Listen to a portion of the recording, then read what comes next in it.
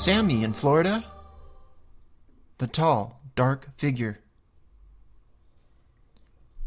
Recently, I moved to Florida and moved in with my fiancé and his biological mom. I've been here about 4 months now. Recently, for the past 3 to 5 weeks, I've been having what I thought were hallucinations. The things I've seen don't just appear for a few seconds and then go away as if my eyes were doing that. I've seen them and stared at them for minutes on end, and they finally disappear. The first time this happened, it was what looked like a man standing at the side of the bed staring at me. I'm saying this is a person, but when I've seen this figure, all that is visible is the shape of a body. It's just black. There are no eyes, mouth, or features, just a tall black figure. When I first saw this, I stared at it for at least 3 to 5 minutes before it went away. I let it go thinking my eyes were playing tricks on me. A couple of nights later, for whatever reason, I saw a giant flat-screen TV that was stretched across from the farthest corner of the china cabinet against the left wall. When I saw this, I stared at it for a few minutes, and it went away. Again, I told myself I had to have been going crazy, and that maybe I was hallucinating because of stress or something. I continued to have these hallucinations for a good week or two, before I finally told my fiancé what was going on. He put it off, saying that my eyes were playing tricks on me. After I told him, I continued to have the experiences. When my fiancé went out of town to do a job for his adoptive parents, I finally spoke to my mother-in-law about it. We'd had many discussions about paranormal experiences and special feelings in the past. She said she believed that I may be special like her, as far as the feelings and sightings of paranormal things go.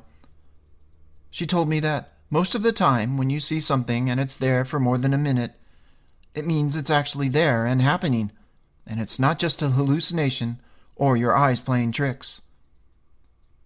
Of course, neither of us understood why I'd be seeing a giant flat-screen TV in my room. But when it came to seeing a black man-like figure, it scared me a little bit. And carrying on with the bedtime theme, here's a story from Michael in Elmira, Ontario, Canada. Beautiful bedside phantom. I had just picked up my daughter, Emily, for the weekend. It was a warm summer evening. On the long drive home, we always listen to Anything Ghost. She is 10 and an inspiring paranormal investigator, since she has seen ghosts her whole life. She always has stories and drawings of ghostly beings. She sees them. However, this one story is one that truly upset her. After we got to my apartment after the drive, we had some lemonade and played a little Minecraft until it was time to settle in for the night. At 3 a.m., she came into my room and shook me awake. "Daddy, Daddy, wake up!" she shouted. "What's wrong? Are you okay?" I replied. "Yes, I'm okay," she stated. "But I was worried about you. I think you should sleep in my room tonight, Dad." I got a pillow and made a cozy spot next to her bed and asked again what was wrong. She then told me the story. She got up to use the bathroom, and as she walked past my room, she saw a beautiful and very tall woman standing next to the bed. She was leaning over me. She said she stopped and was frozen. She wanted to talk, but felt like she couldn't. She was very scared at this point. The ghost then stood up and turned toward her, then backed away from the bed and faded into the air. That was when she flipped on the light switch and woke me up. Neither of us slept the rest of the night. We chatted with the lights on until the sun came up. And this is a story from Julia in London, UK. A message from the dead at Mesa Cemetery. Me and my husband are British, and we were on vacation the past 2 weeks in Arizona. We were doing all the usual Grand Canyon tourist stuff and having a great time. We also love aviation history, so we visited the commemorative Air Force Museum in Mesa to check out their warplanes. The friendly docent, an elderly guy named Rick, who was also a U.S. veteran, explained to us that the museum was built on an old airbase founded by the British Royal Air Force in 1941. He went on to tell us that 23 trainee British pilots had died there in air accidents between 1941 and 1944. He explained that the pilots were all buried together in Mesa Cemetery, which was just a few miles down the road. The next morning, we decided to pay our respects at the pilots' graves, seeing as it was close to Veterans Day, and also the British Remembrance Day, which is commemorated every 11th of November. I should tell you that in the UK, many Brits buy a little red paper poppy from the Veterans Charity, the Royal British Legion. We pin the poppies to our jackets to show our respect for the fallen. During this visit, I happened to have one of the poppies with me, and I suggested to my husband that we leave one of the poppies there for the British soldiers.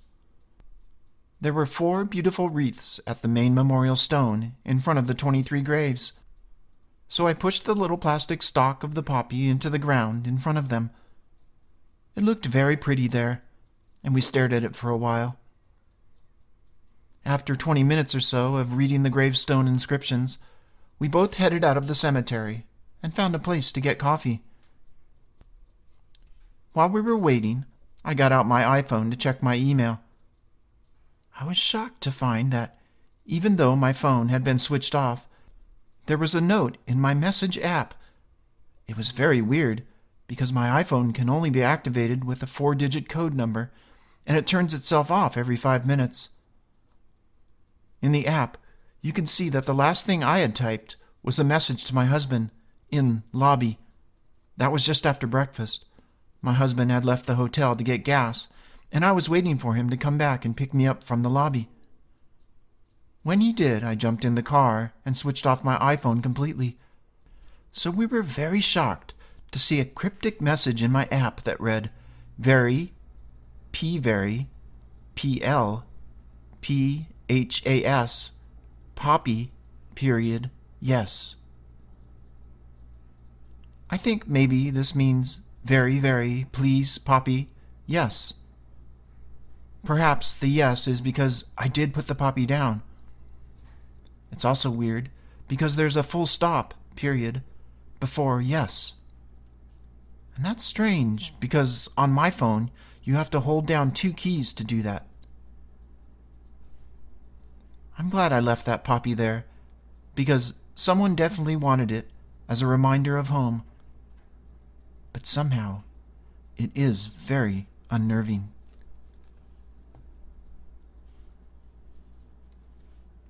A story from Leah in Independence, Missouri. Kansas City Ghost. This happened in the autumn of 2015.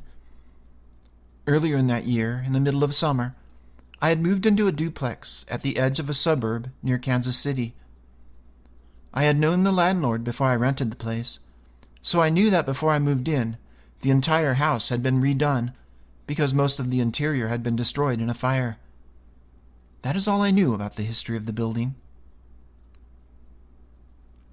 That fall, I began to date someone. He worked a job that required him to leave work very early in the morning. He didn't live with me at the time, and so he didn't have keys to my apartment. But he would often stay the night. On the mornings after he stayed over, he would wake up around 5 a.m., say goodbye, and then I would sleep for another hour or so before getting up for work. I was no good at getting out of bed on time in those days, so on that particular morning, when I heard my alarm clock sound, I quickly slammed the snooze button and continued to lie in bed. Then, at the foot of my bed, I heard a voice urgently say, "Psst." My eyes bolted open. I was thinking maybe my boyfriend had not left yet and was coming back to get me out of bed. But when I looked around, no one else was in the room. I scrambled out of bed and began looking around the apartment for my boyfriend. It was an incredibly small place, so it didn't take me long to realize he was not there. I peered out the front window and noticed his car was gone. What had made that noise to get me out of bed? I peered toward the front door and realized the deadbolt was engaged. This year, I moved into a house. A few small things have happened at that house since I moved in, but nothing truly noteworthy, in my opinion. There are a lot of supposedly haunted spots here, and I plan to check some of them out. If I come across anything paranormal or unexplained, I'll be sure to share it with you.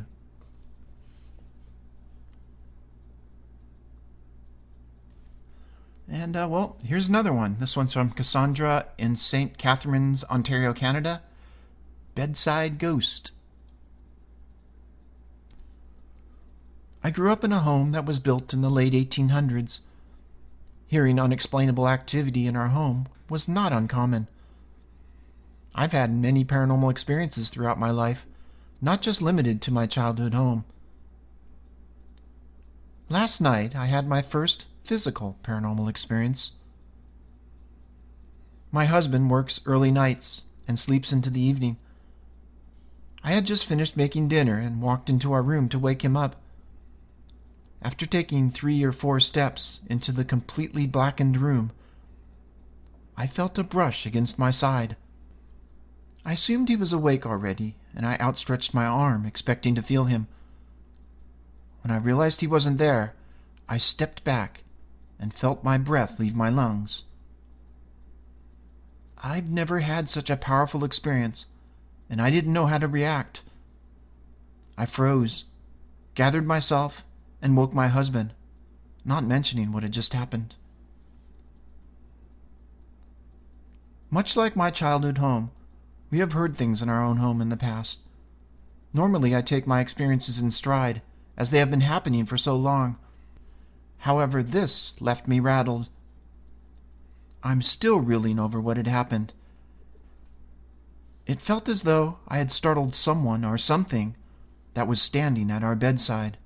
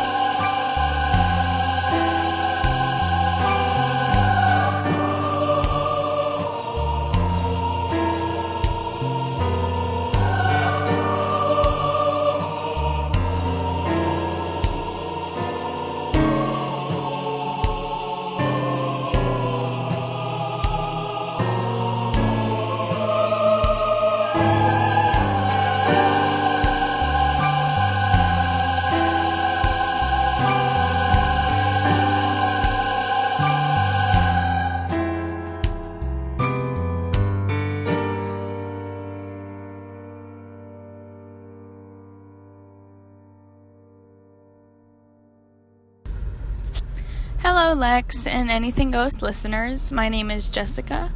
I am from Charlotte, North Carolina, but I lived in Weston, Florida from the time I was born to the time I was 12. And we lived in a house that my parents say was built on an Indian burial ground, and I believe them. Because they would not just say that. And actually the whole town of Weston, we come to find out, was built on an Indian burial ground.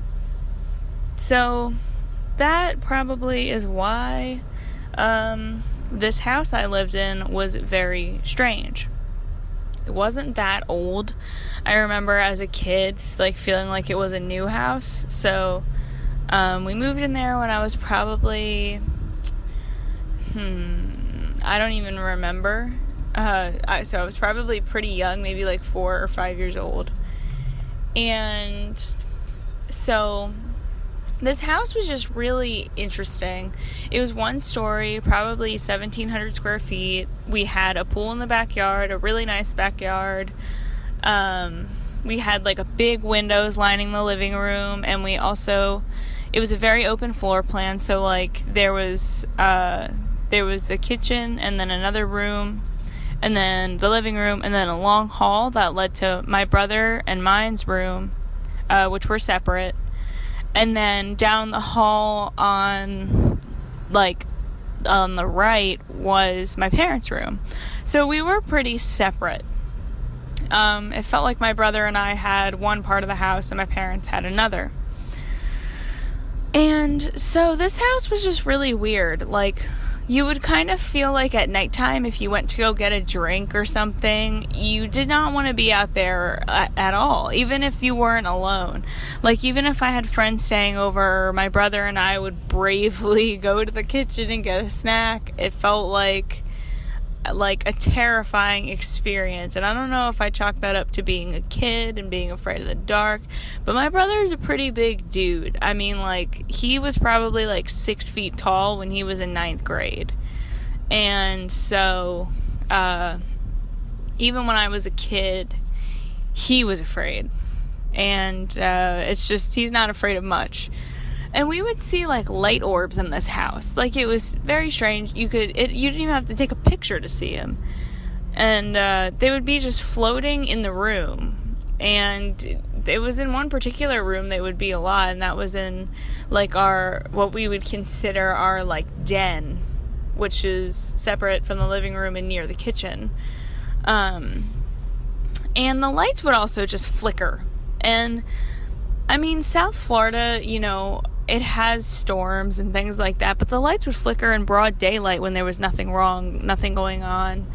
It was very strange. Anyway, so the first incident I want to talk about happened after my uncle passed away. He passed away tragically.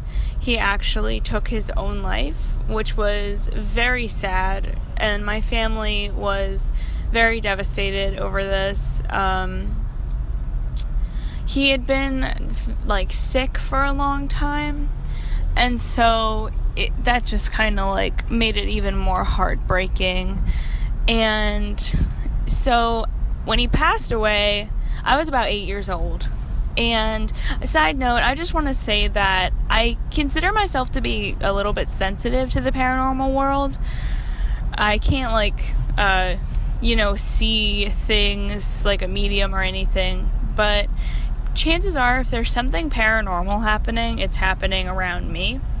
My mom said when I was a kid, I used to talk to my grandmother, who I never even met before, and I knew her name and stuff. So I was that kid who, would say, "Who's that man?" And my mom would get nervous and tell me no one was there.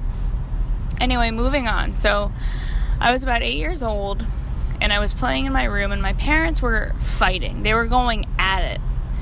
And my father was yelling at my mother, and he was just saying, it's time to move on. I'm so sorry that your brother has passed, but it's been, a while. You really got to move on. Because my mom had been very upset about this, as you would imagine. And, my dad had just worried that she was giving up on life, because that's how it seemed to be playing out. And when they were arguing, I was just sitting in my room with the door open, listening like most kids do. And all of a sudden, our closet door that's in the hallway, so my brother's room is on the left and mine is on the right, and then there's a circular area where and that leads out to the hallway, and there's a closet. And so the closet just rips open, somebody, and I saw it happen. It just rips open, and all of a sudden these boxes come crashing down, and pictures of my uncle and my other family members flew across the floor in the room and everything. And I don't even remember what happened after that. I don't know why, but my mom said my parents came running out of their room. This is what I was told. And Dylan, my brother, came running out of his room, and we all just kind of stood there and looked at each other. And I said, that was my uncle. That was Uncle. And my mom just looked at me, and she felt this incredible sense of peace and relief. And, I think the whole house did. It was a very interesting feeling. And now, I don't know if that is related to the other paranormal events going on in the home. That may have just been my uncle trying to give us a sign that he was okay, and that my mom, could find peace, and he was giving her permission to do so. But this next event is not heartwarming like that at all. So I was lying in bed, and I slept with my door open like most kids, in case I needed my mom. And it was storming, and it was late. It was nighttime, and everyone was asleep. All the lights were off in the house. And it was just storming like crazy. And I was looking, because out of my window at home, in my room, I could see the backyard. Because if you were laying in my bed and looking out of my bedroom door, you could see the living room, and right outside of the living room was the backyard. It led to it with sliding glass doors. So there was lots of, ways that I could see outside from where I was laying in my room. And I was just looking out the window, and I was watching these the grass smack up against the window, because it was windy. It was a really nasty night. And while I'm looking, I look into the dining room, which was right next to the living room. I could see that from my room as well. And there's this girl standing there in this long white dress. And I was so scared. I did not know what to do. I was wide-eyed and staring at this girl. And she had her hands on her face, and she had long black hair. And she didn't look happy. And I didn't see her face because her hands were covering her face. But I just remember feeling she was really sad. And I sat up, and I was just looking at this person, just so bewildered. It did not once cross my mind, what is this person doing in my house? I was just, I was about probably 8 years old still at this time, and oh my gosh. And so she started to turn around towards me, and her hands started to leave her face. And I shut my eyes, and I went under the covers, and I did not move until morning. And it was terrifying. I was so scared. I was beside myself. And I didn't really tell anybody, because as a kid, for some reason, I guess I used to tell a lot of stories so nobody would ever believe me. Well, I was not crying wolf this time. I was scared. And after that, I'm pretty sure I started sleeping with my door closed. And I don't know, it was just really weird living in that house. You would always find that things were never quite the way you left them. If I, left my toys out, they would be, in a different way than they were when I got home. It was just really weird, and I wasn't the only one who thought so. And just besides that, side note, we used to go to this fair every year in Weston, and my parents would get in such an awful fight every time we went that, they'd almost get, divorced. It was so bad. And then we realized that it's because it's on an Indian burial ground, and maybe something just does not want people there. Because the fights and whatever, it wasn't always a fight. Sometimes somebody would get, hurt. I actually hurt my arm. I fell on top of a ride and, sliced my arm open. and we had to leave. It would just always be something to get us to leave. And we would always, and the second we left, we were fine. So that whole town is weird. Florida is not my favorite place anyway. And yeah, I'm pretty sure that's all I got about that house. So thank you for listening. I know it's not as extravagant as other stories. And take care. Are you looking for a last-minute gift for that Anything Ghost fan? Well, here's an idea. Buy them a membership to the Anything Ghost VIP group. There's a one-time membership fee, and they'll have complete access to the Anything Ghost archives dating back to that very first show on January of 2006. We're coming up on the 12-year anniversary at the end of January. You don't have to worry about standing in line or shipping fees. Just go to anythingghost.com and then click or choose or tap the Join the VIP group for more information. www.anythingghost.com. Join the VIP group. It's a story from Kyle in Napa, California. Haunted car dealership. I work at a car dealership in beautiful Napa, California, and this place gives me the creeps. Above the sales floor is a set of bathrooms and the employee break room. Every time I go up there, I get the biggest sense of fear, like I'm being watched. This feeling seems to originate from a closet, of which the door would occasionally slowly open on its own, at the back of the break room that leads into the upstairs portion of the parts department, where I also get the same feeling whenever I am there. At the back of this lot is a building that is a host to several garage-like rooms. One of these rooms is used as a storage and holds our air compressor. My first project at this job was cleaning up and organizing this room. Whenever I was there for an extended period of time, I would get the feeling that I was being watched. And it seemed to be coming from a large alcove storage space that was above me. The only way to access this space was by ladder, which we did not have. At the back of the space was a door that led into the next room, except if you walked through that door, you'd fall 10 to 15 feet into the next room, as there was no adjoining alcove. One day I went into the other room, looked up, and saw the door was open.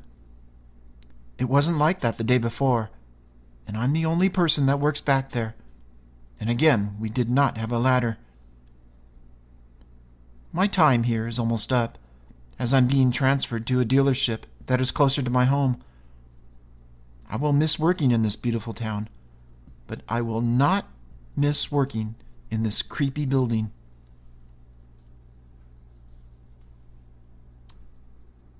Here's a story from Kaylee in Virginia. Aubrey's Ghost. I got my bachelor's degree in music at the University of Illinois at Urbana-Champaign. During my sophomore year, I was sharing a room in the dorms with one of my best friends. Halfway through the fall semester, we decided that neither of us could stand to spend another year living in the dorms, and that if we rented an apartment together, we could save a lot of money and have our own space. We made plans to view apartments together and ended up looking at a lot of different places. After several places that were too far, too expensive, or just did not seem safe, we settled on a second-floor apartment in a beautiful old tree-lined neighborhood, which was very close to the university's music building and bus lines. The building was a little run down, but it had a lot of character. In fact, the realtor told us that it was one of the oldest buildings in the neighborhood. Even better, all of the apartments had enclosed sun porches, and there was free internet. We were absolutely thrilled by the prospect of moving in at the beginning of the next school year. We finally did move in. We continued to be totally in love with the apartment. It had a wonderful homey feel about it, and it was very peaceful. However, shortly after we moved in, we began to notice that we weren't alone. Things would move around the apartment when we weren't home. And sometimes we would get home from class and feel like the apartment had been tidied up, even though neither of us remembered doing it. Our neighbors would also mention that our cooking smelled good, even though we had actually been away for hours. We started half joking that we were living with a spirit, who, for some reason, we started calling Aubrey. Whenever something got lost and we couldn't find it, we would say, "Aubrey, could you please help us find the mailbox key?" Or, "Aubrey, it would be cool if you could give back the can opener." Without fail, it would turn up shortly thereafter. It sort of became an affectionate joke with us, as well as our entire group of close friends. Whenever we left the house, we would always say, "Bye, Aubrey. Please take care of the house for us." As it got closer to Halloween, we started noticing more and more weird little things. Our cabinet doors would swing open by themselves very often, even though they were held closed with magnets. We kept boxes of cereal on top of the refrigerator, and they would fall off the top of the refrigerator for no reason, sometimes in the middle of the night. One evening, I was getting down one of those boxes for my roommate because I had pushed it too far back for her to reach by accident. As we were both looking at the box, and I was about to reach up, we both saw the box scoot itself a good 6 inches forward. To this day, I have no explanation. There was no sound, and we never historically had problems with mice or anything. We just assumed it was Aubrey trying to be useful. This wasn't even the strangest thing that happened. One night, my roommate was in her bed with the lights off. It wasn't too late, but we had both had very stressful days and decided to go to bed early. I must have fallen asleep, because all I remember was being awakened by my roommate saying my name. The walls were so thin, I could hear her voice like she was in the same room. She didn't sound scared, just kind of confused. I came running into her room to make sure she was okay, and she asked me if I had been in her room. I told her that I had been asleep until she had said my name. She had been lying awake in her bed, feeling stressed out about school and some problems, when suddenly she felt a hand on her shoulder. It didn't feel threatening or anything. It was like someone was trying to reassure her. As usual, we just assumed it was Aubrey trying to be supportive. A whole year passed with more of the same odd little occurrences.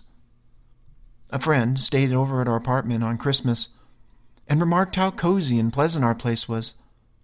She said that even though she was one of the only people in the whole building for a good 4 weeks, she never felt scared or even lonely. It was like someone was there with her, quietly keeping her company. During winter of last year, my roommate was lying awake in her room again, and she felt the same hand on her shoulder. This time, she said, "Aubrey, please don't do that again. It's too scary." And the feeling stopped. We have both since graduated, but we are both still in touch and talk about how much we loved living in that apartment. We never felt afraid to be there by ourselves, and we never worried about anyone breaking in. We both wonder what Aubrey is up to, and wonder if she's playing any particularly good pranks on the new renters.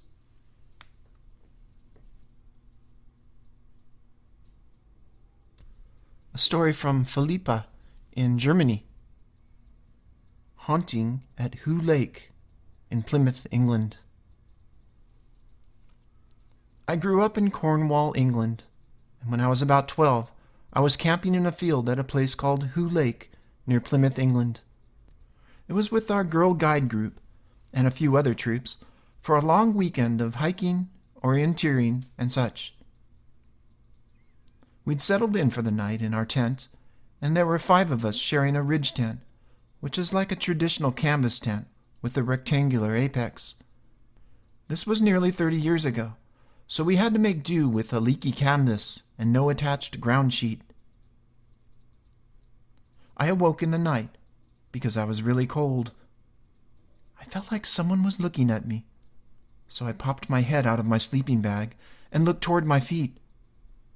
Standing at my feet was a small boy, I'd say around 10 years old. He was wearing what looked like old-fashioned clothes, possibly something a small boy would wear in the 1940s. He was kind of gray, blue color, and he was looking at me. I was absolutely petrified, and I pulled my sleeping bag over my head and dared not look out.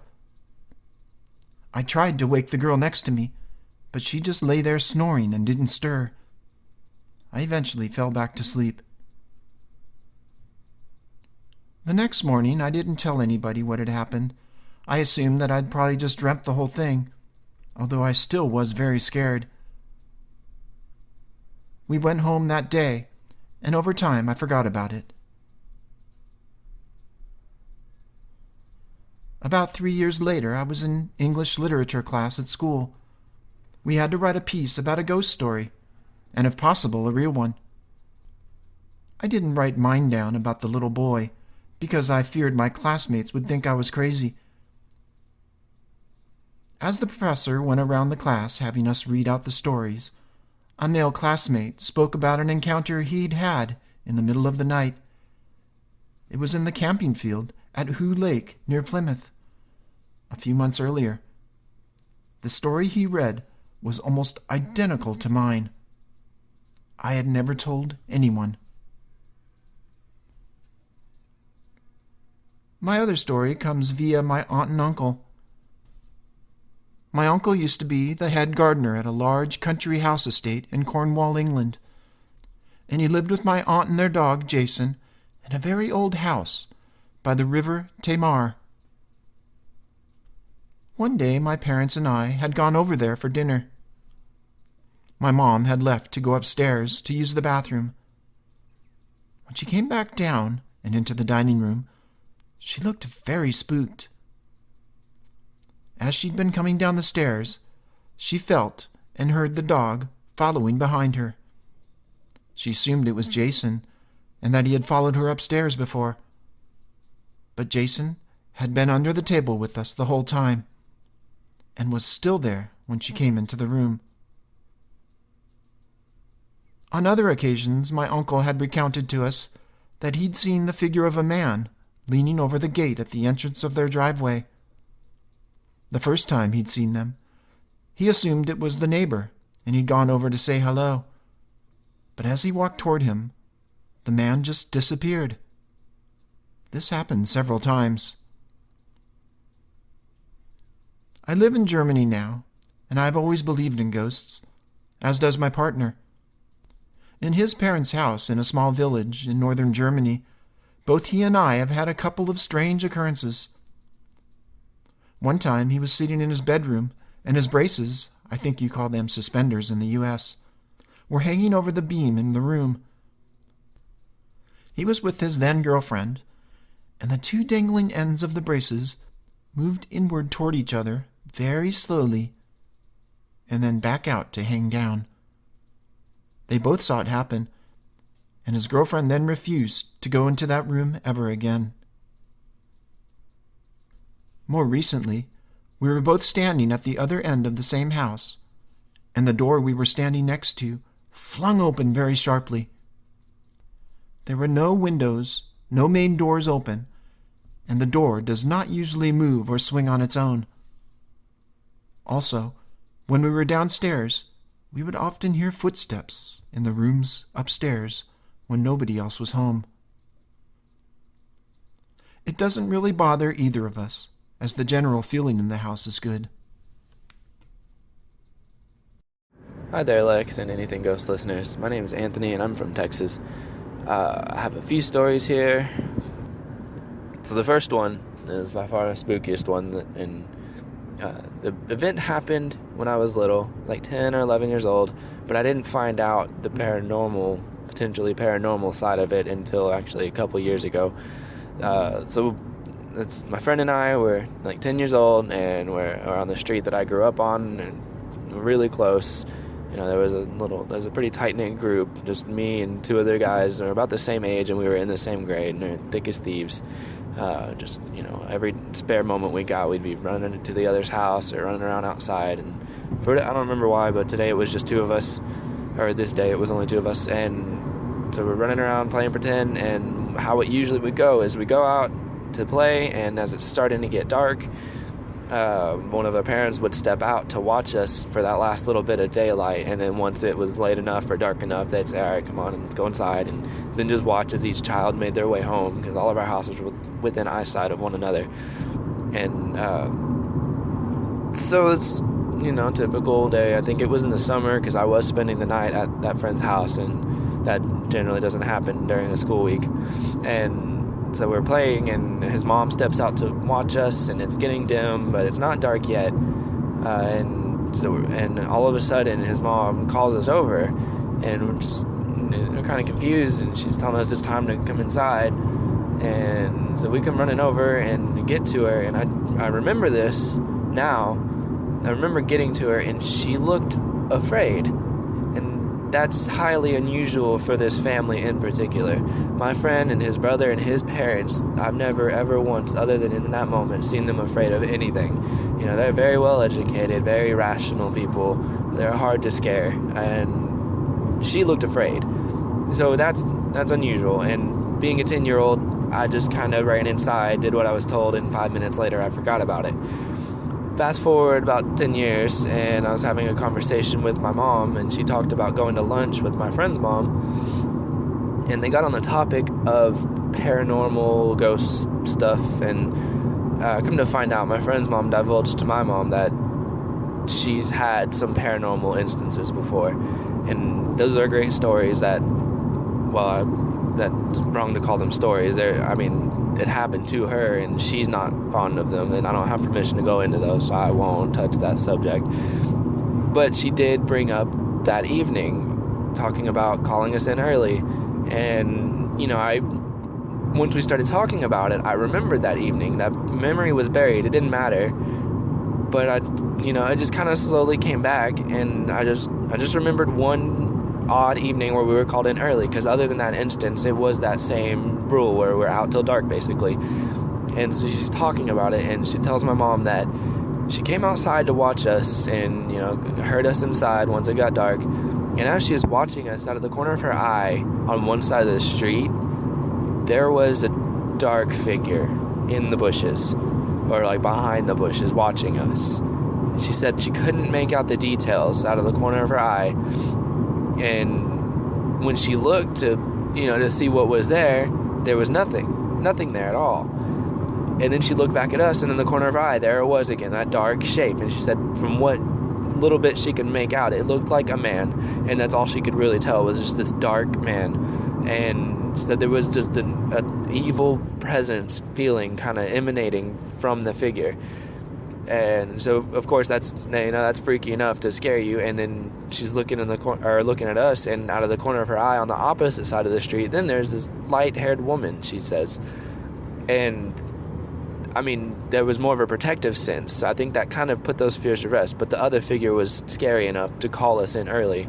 And just thinking about that, I can imagine. And with both figures, it was the same. She could see them out of the corner of her eye looking at us. But when she looked to those spots, those figures were gone.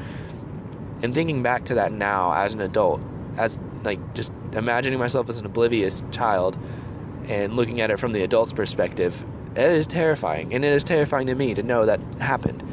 And I would not even suggest that she was making this up. This is the kind of family that are very honest, and pretty much anything they are going to tell me, I will believe 100%.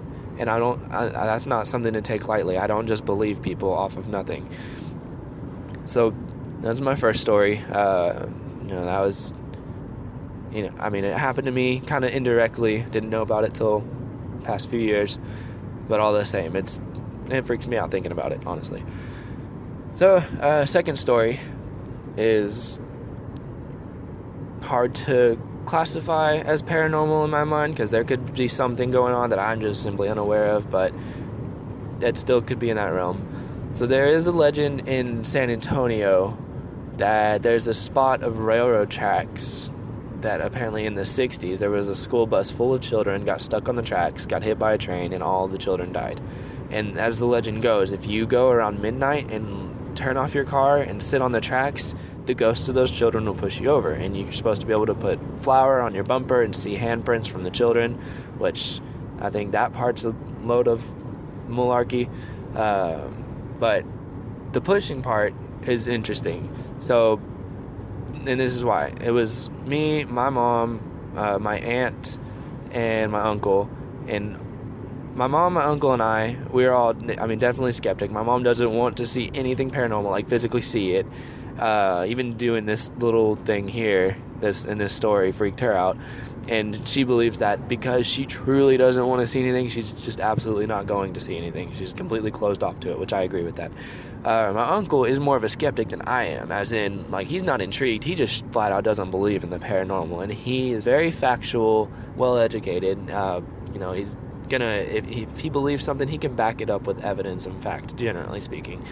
So, and then there's me, who I've already said I'm somewhat of a skeptic. And this was in high school, before I was really much open to the paranormal. This was when I was more afraid of it. And so it freaked me out then. And we get there to the railroad tracks about midnight. We'd been up there on a road trip. I think it was like New Year's. We'd taken a trip. And so my mom pulls up, and she's driving. We were in her 4Runner, her SUV. So it's kind of a heavy vehicle, and we've got 3 adults and then a high schooler in it. So we pull up, and she stops at the white painted X that's before every railroad track, puts her SUV in neutral, lets her foot off the gas, and we start rolling forward. And we roll up and over the tracks. And I say up and over because leading up to the railroad tracks, when you get to that X, it's kind of at the base of a small hill. Kind of steep, honestly, but it's small nonetheless. And so you have to go up against gravity, up this hill to the top of the railroad tracks and back down.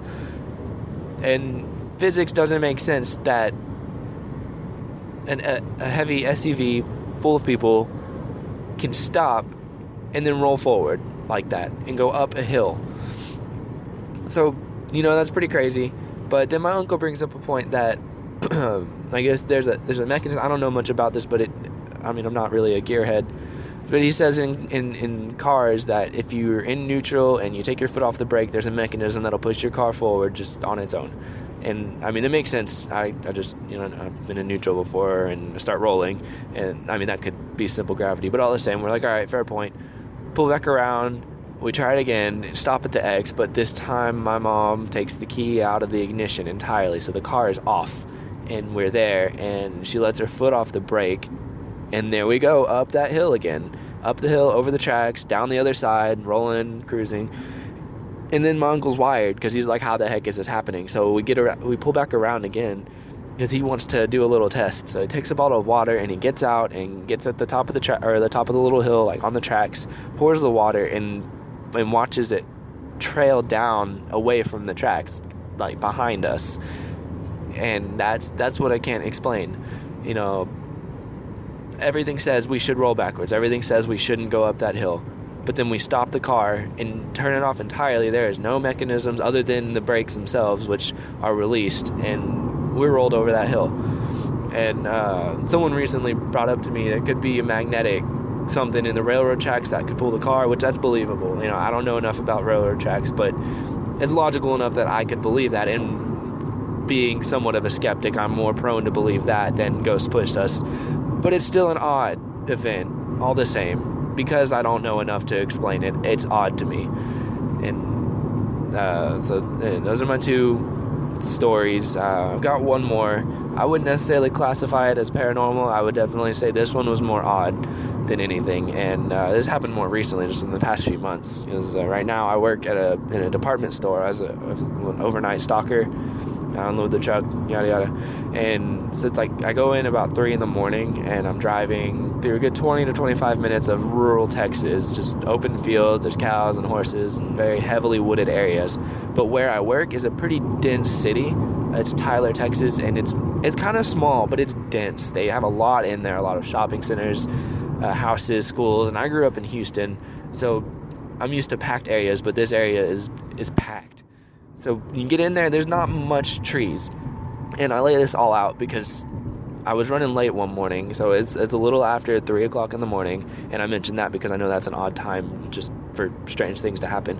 And there's one road that's very straight, like you can see pretty much the whole way down except for some slight hills, but even then they don't block much. They just kind of block the actual street itself, and it's not very well lit. There's maybe 3 streetlights along the whole length of the road.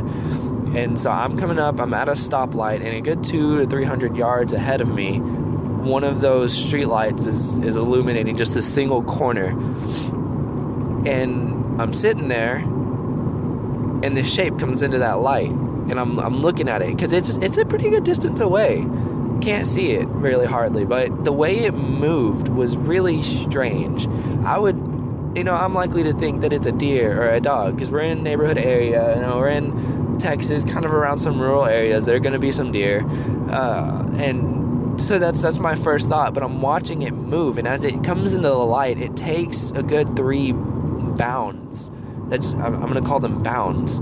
It like kind of leaps in, and every bound is an exaggerated arc. It's almost like it has too much airtime, and I don't know how else to explain that. It just looks incredibly thin, like very long legs and a very, very lean body, and then it stops in the light on the corner, and it's like it's on alert. It stops and it's looking, and the way it stances, it's kind of leaned forward. That aggressive stance, kind of like a Doberman. It's very forward, ears up, and the lines are very much like a Doberman, just harsh back and straight up pointed ears, down and very square muzzle. But this thing doesn't, I guess it could have easily just been a Doberman, but the proportions looked all wrong from what I could see.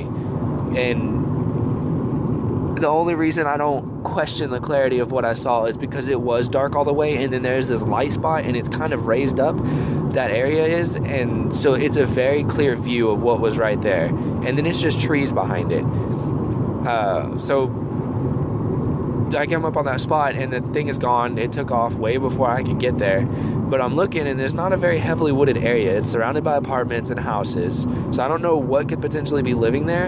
And what I have in my memory of the creature, I tried to Google some animals to see what might be. I just Googled like long-legged wolf or deer, and the thing the closest to my memory that came up is called a maned wolf.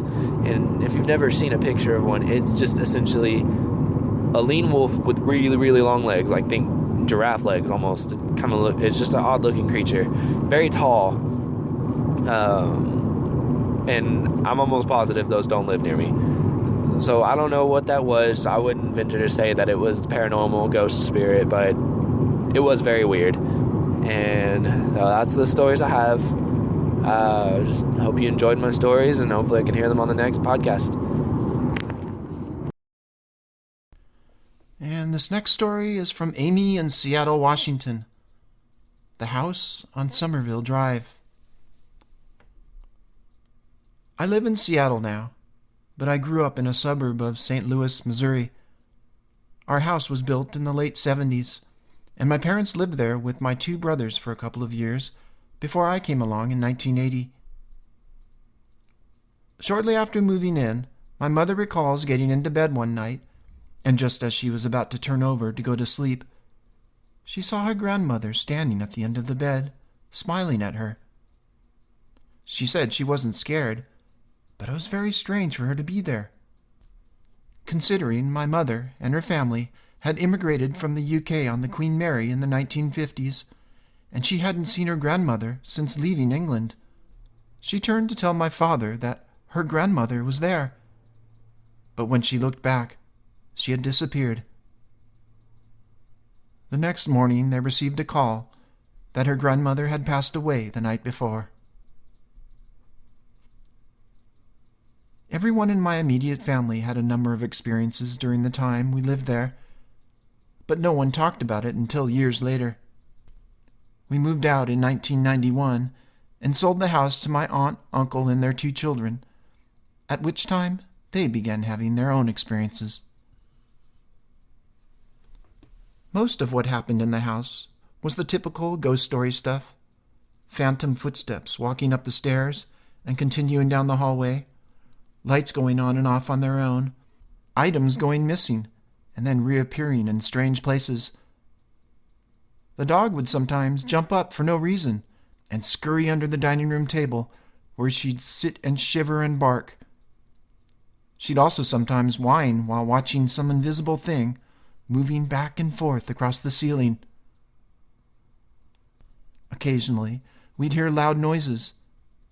Sometimes it sounded like a shelf full of canned goods had collapsed, or a plate in the sink full of dishes had slipped and caused the rest to come crashing down. But of course, upon inspection, nothing would be out of place. I remember having a sense of there being 2 different entities in the house, one of a warm, protective nature, and another more malevolent. My brothers have both talked at length about feeling a negative energy when they entered the room at night. This was shortly followed by a protective energy. They both have said they've experienced the feeling of someone sitting on the end of their beds, only to look up and see no one was there. My cousins would sometimes come over to stay. One said that one night he was sleeping over, he woke up because he suddenly felt freezing in the room.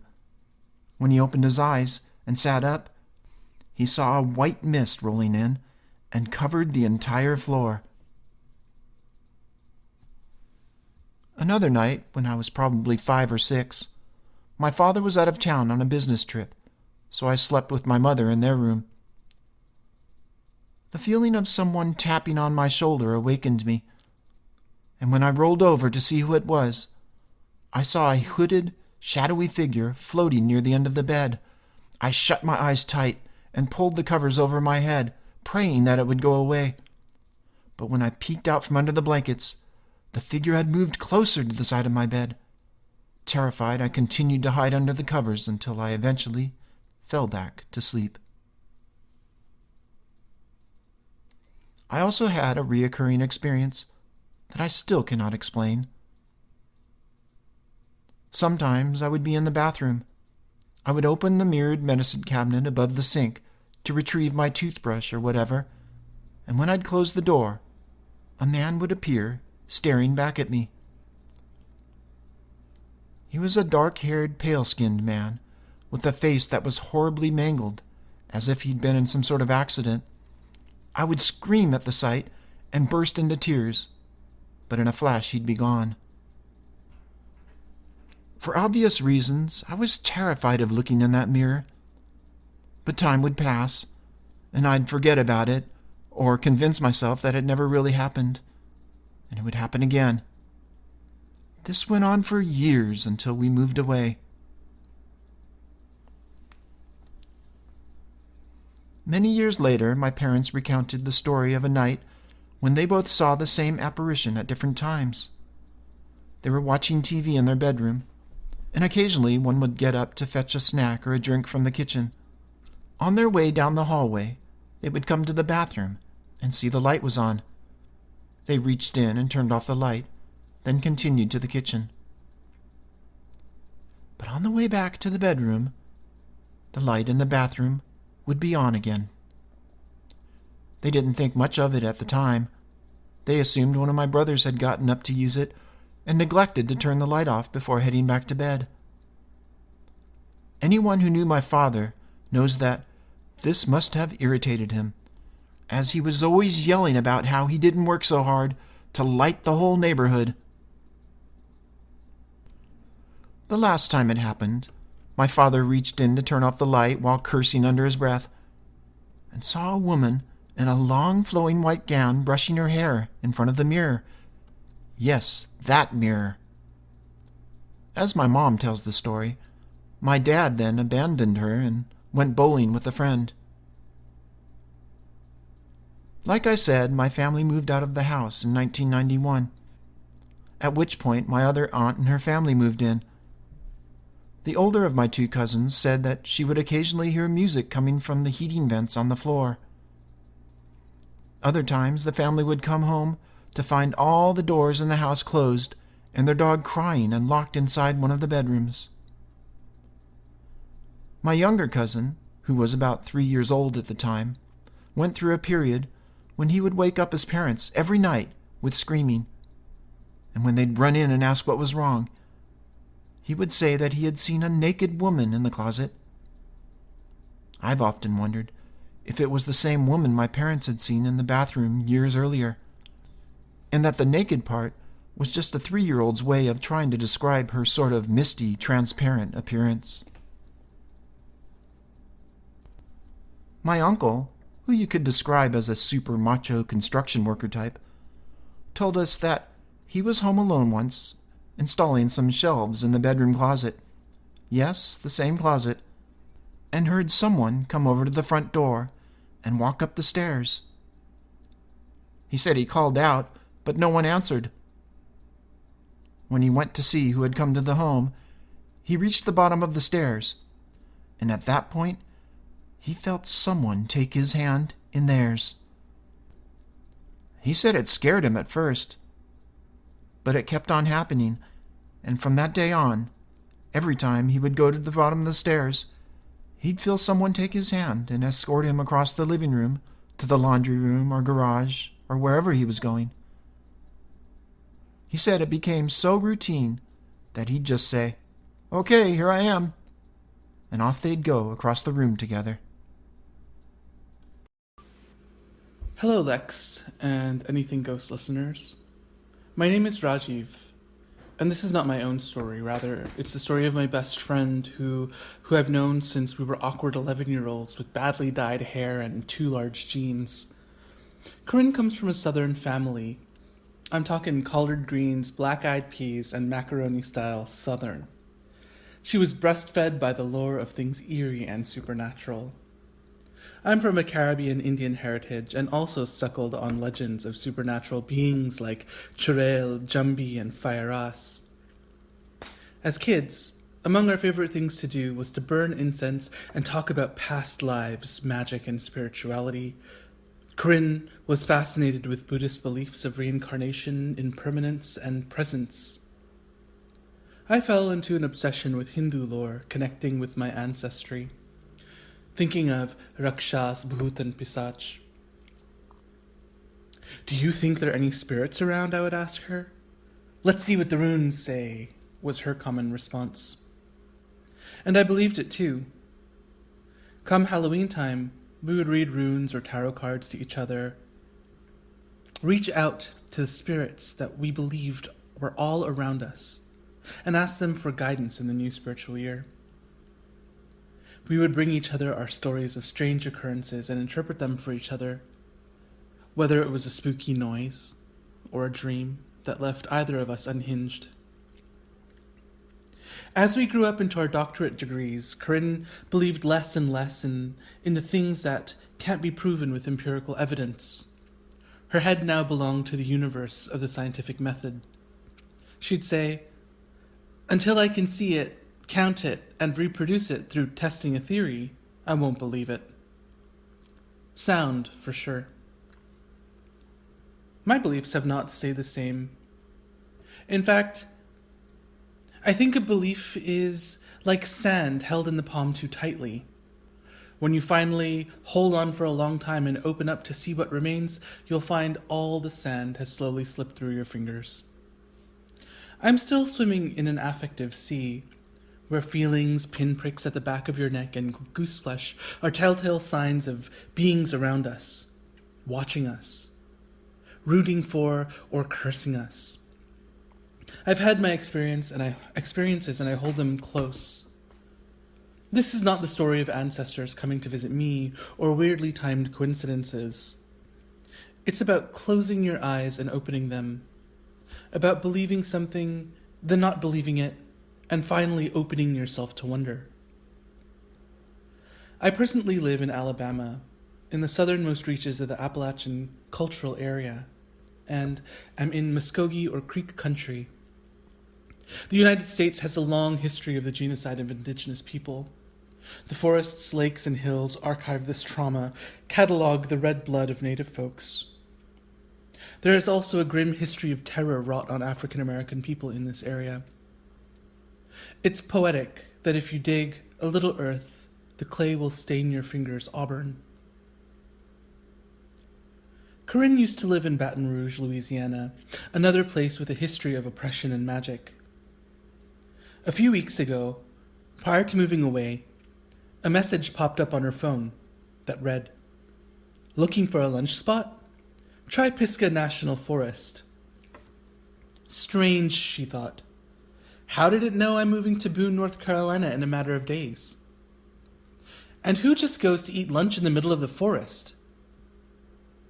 It must be some kind of algorithm that charts what I search for on the internet. It's true. Before moving, she was looking at images of the town constantly and kept a screen up with Boone views as she went about her other work. Moving to Boone a few days later was a dream come true for her family, as it was a return to a physical, cultural connection. Both Corinne and her husband have hundreds of years of ancestry in the surrounding areas. German, Irish, Scottish, and English immigrants who established new lives in the American South, subjugating and killing indigenous and African American people along the way. In modern day, Corinne's photos and video chats reveal the idyllic, bucolic setting, her home perched on a mountain overlooking a snowy scene from a postcard. The bare trees stark in their chiaroscuro contrast to the velvet of frost all around. Pisgah is Hebrew for mountain or summit and appears in the Bible, the mountain that God called Moses to in order to view the Promised Land. It originally, in North Carolina, was Cherokee and Catawba land before the American government tried to erase them and their history. Since relocating, Corinne has found several restaurants with southern flair that she is a fool for. Her phone suggests, try lunch at Pisgah National Forest. Okay, seriously, why would I want to eat in the forest? I mean, I get that this town is close to so many granola types, and yes, a picnic would be wonderful, but how about not when it's freezing outside? She thought and dismissed the message with vague disgust. If it could know where she was, why didn't it take the weather into account? While driving around with her husband and kids, they found grits, shrimp, okra, barbecue, all of which delighted and reaffirmed her desire to remain in those hills until she grows old, and has had to dye her hair for real. There was something strange, though. Her cell phone would buzz. Again, Pisgah National Forest.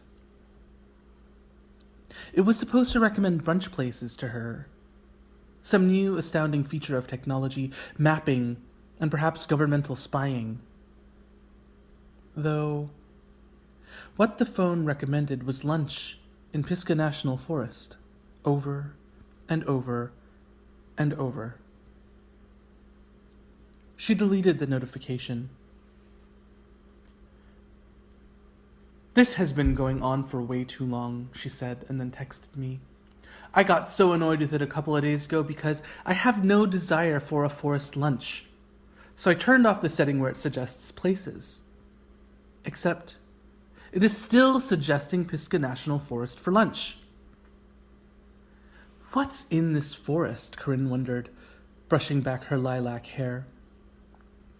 A quick Google search revealed sites that read, Native American haunting of the Pisgah National Forest, North Carolina. 4 truly terrifying Blue Ridge adventures to have this Halloween. And Haunted Asheville, North Carolina's official travel site. Were the spirits beckoning her into the woods?